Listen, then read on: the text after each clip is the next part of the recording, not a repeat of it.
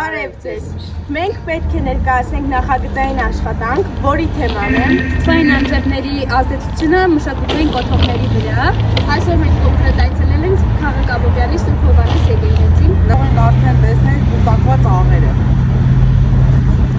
Այստեղ արդեն նկատելի է, թե թվային անձրևները ինչպես են ազդել աստիճանների վրա։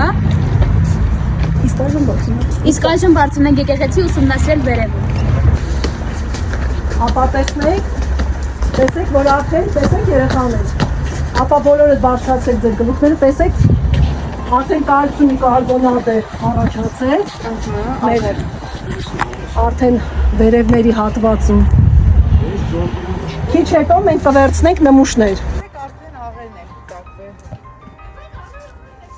Այսինքն թթվային անձրևները ազդել են մեր արդեն հուշակոթողների վրա։ Կարող եք մեր նմուշը վերցնել։ Այո։ Ես այստեղից կարող վերցնել։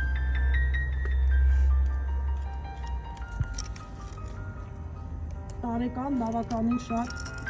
հուշակոթողներ են քայքայվում թթվային անձրևների հետևանքով։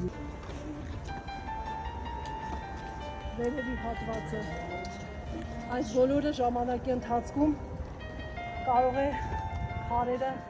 նույնիսկ պոկել։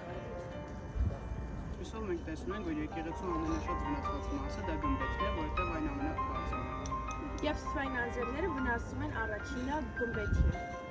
Իսկ հիմա քիչ վնասող հատվածը դա եկեղեցու ստվերում գտնվող հատվածն է։ Դրանք մեղումներ չեն, ընդհանրապես նմուշ օրինակ եք վերցնում։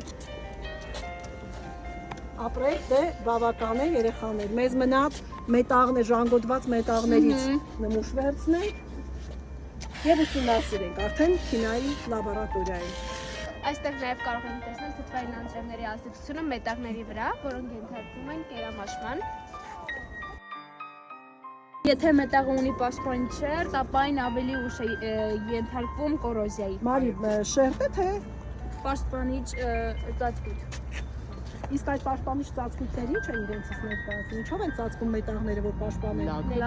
Լաքով, այո, ներկերով, այո, շատ ապրեք է։